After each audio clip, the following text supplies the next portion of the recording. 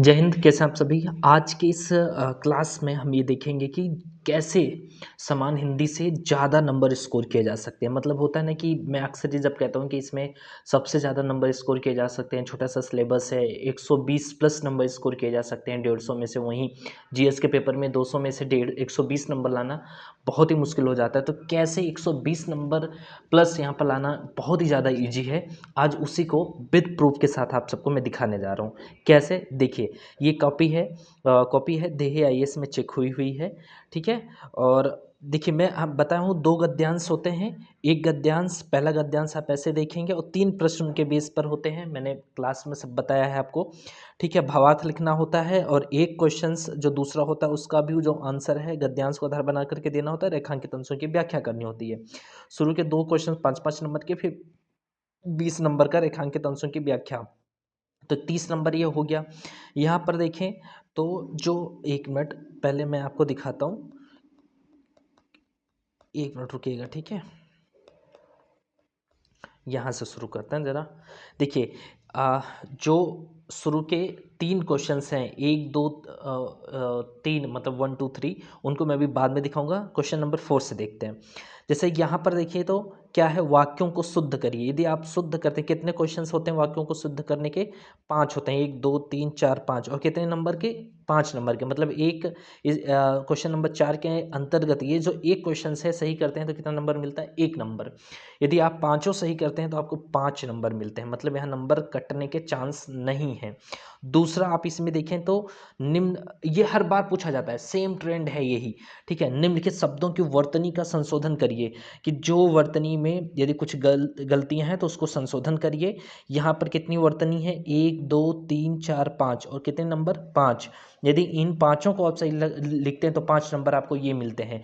यदि मैं कहीं पर इसको लिखता चलूँ तो आप देखें तो यहाँ पर नंबर कटने के चांसेस नहीं है। जैसे एक मैथमेटिक्स में आप सब सही करते हैं तो आपको नंबर मिलना ही मिलना है, वैसे यहाँ पर भी है।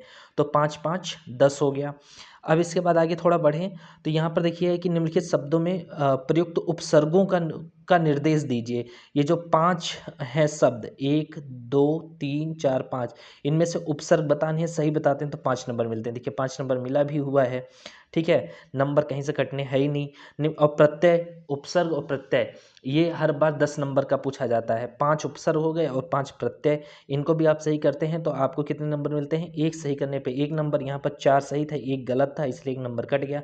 4 नंबर ये हो गया, मिल गया सीधा सीधा। फिर इसके बाद आता है विलोम। विलोम भी कितने नंबर का? 10 नंबर का।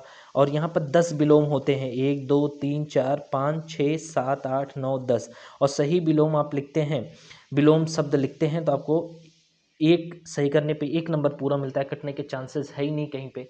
मतलब आप जब जीएस का आंसर लिखते हैं तो वहाँ पर संभावना रहती है कि एग्जामिनर, सब एग्जामिनर का माइंडसेट कैसा है, क्या सोच करके चेक कर रहा है। वहाँ पर आधे 1 नंबर का ऊपर नीचे हो सकता है, लेकिन यहाँ पर नहीं हो सकता। जो भी एग्जामिनर सब चेक करेंगे, आपने सही लिखा है तो आपको नंबर उनको देना ही पड़ेगा, उसमें कहीं से काटने की गुंजाइश नहीं रहती। वैसे ही आगे देखें तो निम्नलिखित वाक्यांशों के लिए एक एक शब्द लिखिए। हवन में डालने वाला पदार्थ, हवन सामग्री, यहाँ पर लिखा हुआ है हबी करके। न बहुत गर्म न बहुत ठंडा, सदाबहार लिखा हुआ है। क्या होना चाहिए? समशीतोष्ण होना चाहिए। ठीक है। जब आप ऐसे ही एक वाक्य के लिए आप एक शब्द लिखते हैं, वो भी सही लिखते हैं, तो कितने वाक्य होते हैं? ये 5 होते हैं। 1 2 3 4 5, और एक सही करते हैं तो 2 नंबर मिलता है। 10 नंबर का ये होता है। ये मत सोचिए बहुत कठिन है। प्रीवियस ईयर क्वेश्चंस पेपर को आप अच्छे से पढ़ते हैं और जिस जिस तरीके से मैं क्लास करवा रहा हूँ वो आप कर रहे हैं, तो आप ये सब आराम से कर लेंगे, कोई दिक्कत आएगी नहीं आपको। ठीक है। आगे देखें तो जो मुहावरे और लोकोक्तियों के अर्थ लिखे हो उनके वाक्य प्रयोग कीजिए। अब यहाँ पर अर्थ और वाक्य प्रयोग एक सही करते हैं आप, अर्थ और वाक्य प्रयोग आप सही करते हैं तो आपको 3 नंबर मिलते हैं। अर्थ हो गया अंग ढीला होना, थक जाना। और वाक्य प्रयोग में सेनाओं का बॉर्डर पर लगातार निगरानी करना, सेनाओं का अंग ढीला हो जाता है जिससे चूक की संभावना बढ़ जाती है। चलिए, कुछ इस तरीके से इन्होंने एग्जाम्पल दिए हैं। और मैं अक्सर कहता हूँ कि जो समसामयिक उदाहरण होते हैं, जो न्यूज़ में हों, उन सबको आप जब वाक्य प्रयोग में करते हैं तो आपके नंबर और ज़्यादा चांसेस होते हैं बढ़ने के। जैसे कि दूसरे वाले में देखिए, भारत का मेक इंडिया अभियान निवेश तो बढ़ाएगा ही, साथ ही साथ वो रोजगार और तकनीकी और हस्तांतरण पर भी बल मिलेगा जो भारत के लिए क्या होगा, भारत के लिए कंचन बरसने के समान होगा, कंचन बरसने के समान होगा, क्योंकि यहाँ पर है कंचन बरसना का मतलब लाभ ही लाभ होना। ठीक है, तो इस तरीके से आपके नंबर यहाँ कटते ही नहीं है। अब आप समझिए 30 नंबर का है, 10 मुहावरे या लोकोक्तियाँ मिलती हैं, आप इनको सही कहते हैं तो 10 दिए, 30 नंबर आपको मिलने ही मिलने हैं। इनको कितने मिले हुए हैं यहाँ पर देखिए, तो 22 नंबर मिले हुए हैं। ठीक है, तो कुछ इस तरीके से रहता है। मैंने एक बार पूरे पेपर का ओवरव्यू आप लोगों को दे रहा हूँ। और यहाँ पर देखें गद्यांश वाले में भावार्थ लिखना होता है 5 नंबर का, भावार्थ आप सही लिखते हैं तो 3 नंबर यहाँ मिला। यहाँ पर अब गुंजाइश रहती है नंबर काटने के, वहाँ विलोम में उपसर्ग प्रत्यय में तो देना ही देना है, लेकिन यहाँ पर क्या होता है कि हो सकता है कि ये भावार्थ मैंने इस तरीके से लिखा है, फिर दूसरा कोई कुछ और तरीके से लिखा है, तीसरा उससे अच्छा लिखा है, तो यहाँ पर क्या होता है, एग्जामिनर जो होता है यहाँ पर आपको 3 नंबर दिया या मुझे 3 नंबर दिया, दूसरे वाले को बड़ा अच्छा लगा वो 3.5 दे दिया, चौथे वाले चौथे पर्सन का पढ़ा उसको और अच्छा लगा तो उसको 4 दे दिया। मतलब हिंदी में नंबर खूब मिलने के चांसेस रहते हैं। फिर इसके बाद अब साहित्य से किस प्रकार सामर्थ्य अपेक्षित है, अब साहित्य से किस प्रकार सामर्थ्य अपेक्षित है, गद्यांश को आधार करके उत्तर देना है। आपने दिया तो आपको यहाँ 3 नंबर मैक्सिमम 5 में मिले हैं, और भी मिल सकते हैं, 4 तक जा सकता है, थोड़ी भी दिक्कत की बात नहीं है। फिर इसके बाद जो रेखांकित पंक्तियों की व्याख्या है उनको आप सही करते हैं। रेखांकित पंक्तियों में मैंने बताया है कि किस तरीके के उद्धरण देने होते हैं, उद्धरण देते हैं आप रेखांकित पंक्तियों में तो नंबर अच्छे मिलते हैं। जैसे इन्होंने यहाँ पर देखे तो लिखा गया है, जाति न पूछे साधु की पूछ लीजिए ज्ञान इत्यादि पंक्तियों द्वारा समाज में नवीन मान्यताओं का प्रवेश कराना। तो कुछ एग्जाम्पल इस तरीके से दिए गए और कितने नंबर मिले हैं, 11, 20 में से 11, जबकि और बढ़ सकते हैं, आराम से आप 14-15 नंबर तक जा सकते हैं।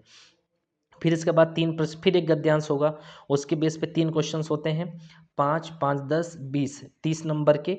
और ठीक है, उसी तरीके से शीर्षक आप सही लिखते हैं। जैसे शीर्षक मैं अक्सर बोलता हूँ, अभी इसको पढ़ाया नहीं हूँ, पढ़ाऊँगा भी आगे।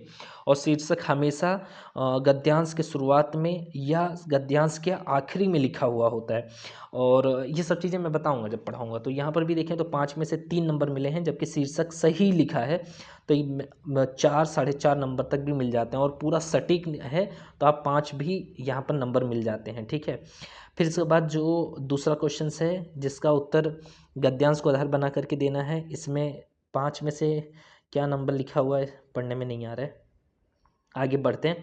संक्षेपण जो होता है 20 नंबर का होता है, यहाँ पर 10 नंबर मिले हैं, और नंबर बढ़ सकते हैं। संक्षेपण आप सही लिखें तो आराम से 15 नंबर तक जा सकता है, कोई दिक्कत की बात नहीं है।